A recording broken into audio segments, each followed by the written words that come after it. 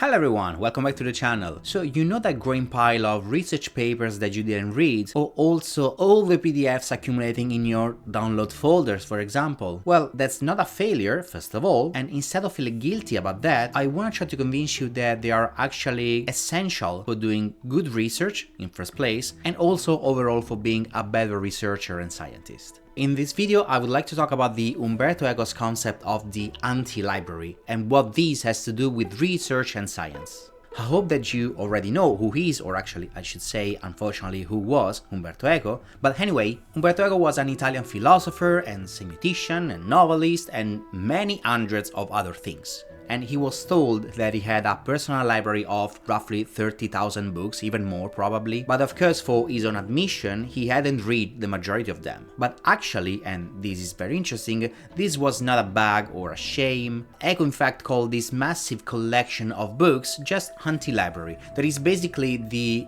opposite of a library in which you read the majority of the books that are in it. And this anti-library, the concept of anti-library, for him represents everything that a person doesn't know yet. But he's also pointed out that how most people, generally of course, feel impressed by how many books someone has read. You know, it's always the same question. How many books have you read? And we are all shocked, especially nowadays where basically no one is reading nothing anymore, when we receive as an answer a number that is more than one digit. Eco instead, looking at his own library, or I should say anti-library, he just saw a gigantic monument for his own ignorance. And being aware of this ignorance, actually, that we all have to some degree in determined fields, it is one of the things that pushes us forward to find better answers or better solutions, etc, etc. Or also, it is what saves us from making wrong assumptions or claiming wrong conclusions. The ones that we always see in, let's say, many papers. Now, Eco was just talking about books, but what about scientific papers instead? What about the hundreds of PDFs that we all download every week, every month, every year? Well, I think that the same principle applies even here. You could create potentially your own anti-library made just of scientific papers and publications instead of books.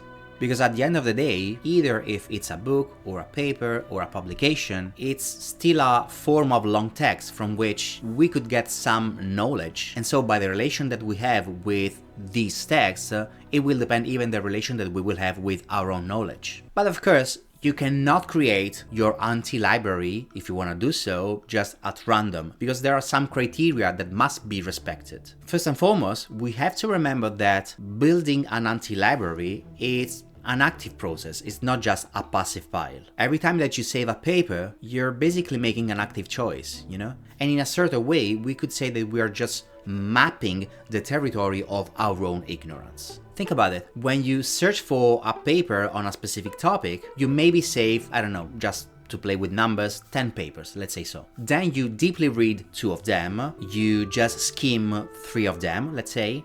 And what about the other 5 papers instead? What about the other 5 papers that you don't read? Well, first of all, they just sit there, they won't disappear magically. And even if you didn't read them, and even if you didn't realize that, you already learned something from those unread papers. First of all, you learn that they exist, that I assume that is an important thing to know, but also you learn that someone is actively working on the topic of those papers, and so in turn you also learn that the topic of those papers might be relevant for someone. Again, using the same metaphor that we just used before, you're basically creating a map of your own ignorance, where of course there are some unexplored territory, and even if you haven't been there yet, you at least know that they exist.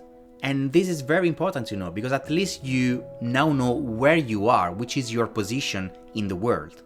Imagine you're working on a new experiment, for example, or even on a new project, and all of a sudden you remember, wait, did I save something about this topic? Did I save something about this, I don't know, this new experiment, for example? Look at your anti-library like if your present you is leaving breadcrumbs for your future you.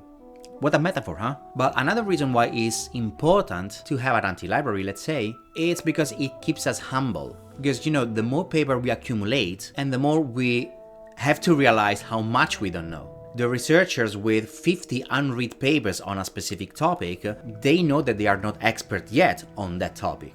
The ones with 500 unread papers on a specific topic, well, they probably know that they will never be expert in anything. But it is not humiliating actually, but instead it should help us to stay curious, keep questioning, and always avoiding to make overconfident claims. From this perspective, your anti-library is a daily reminder that knowledge is vast and we are so damn small. But with that being said, we don't have to confuse the choice of saving a paper with the obsessive accumulation of those papers, or to use a specific word, bibliomania. The bibliomaniac in fact collects just for the pleasure to collect, even if actually it's not a pleasure at all. They download every paper that is just tangentially related with the topic of their own interest.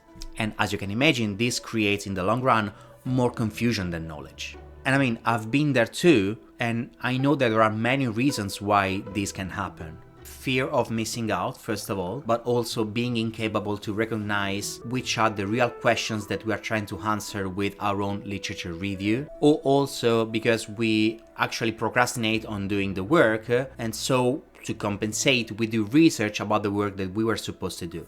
So it's a sort of vicious loop. But being an anti-library curator instead can also be very effective if we really want to break this loop. In fact, the anti-library curators are very selective. They save papers just with intention. They save papers only because they really want to save that specific paper. And also this is the only way, I would say, in which this process can be really fruitful. Now, everyone might have their own strategies to build up an anti-library or in general to deal with hundreds of papers. So I just want to share some tips or tricks, some things that I personally do when it comes to deal with all these amount of papers. Nothing fancy, nothing revolutionary, nothing crazy or impressive, just things, basic things that I personally do, I would say basically every day. First, I always use different folders for different categories of papers.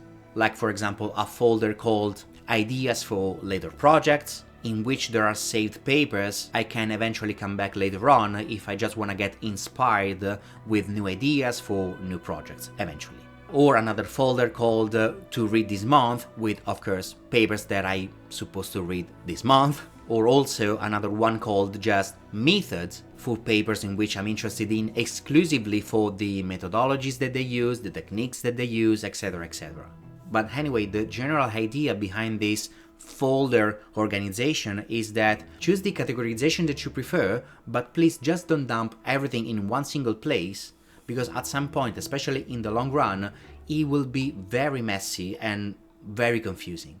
The second tip that I want to give you is rename the papers that you save, not with the title or the author's name of that paper, but instead rename it with the reason why you saved that paper. For example, you can rename it for RNA-seq, for Figure 2, for the interaction between protein A and protein B, and so on and so on and so on. And at the end of the day, this has to be practically helpful for anyone but you, so be creative.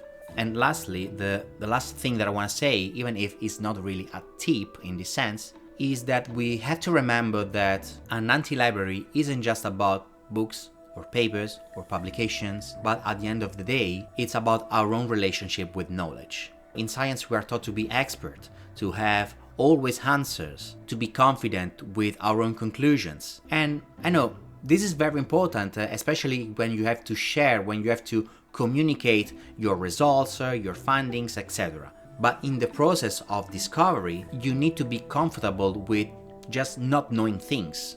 You need to embrace uncertainty. You need to remember that behind every answer that we might have, there are 10, hundreds, thousands of unanswered questions. And your anti-library from this perspective is a physical, or actually, to be fair, a virtual manifestation of intellectual humility. And paradoxically, this makes us better scientists, because at that point we are less likely to overlook alternatives, less likely to overstate your claims. So yes, your unread papers aren't a source of shame, first of all, and I hope that now this is very clear, unless you are not using the anti-library creation just as an excuse to not read nothing. At that point, you do you. But if it's not the case, your unread papers, they can become also a crucial research tool for your own activity, your own career, and I cannot stress enough how much that can be important, especially in the long run, so to say. So I think that these are all the things that I have to say about this topic for this video. Let me know in the comment if you want to add something else to the discussion, and as always, thanks for watching, I really appreciate that, and I really hope to see you in the next one. Ciao!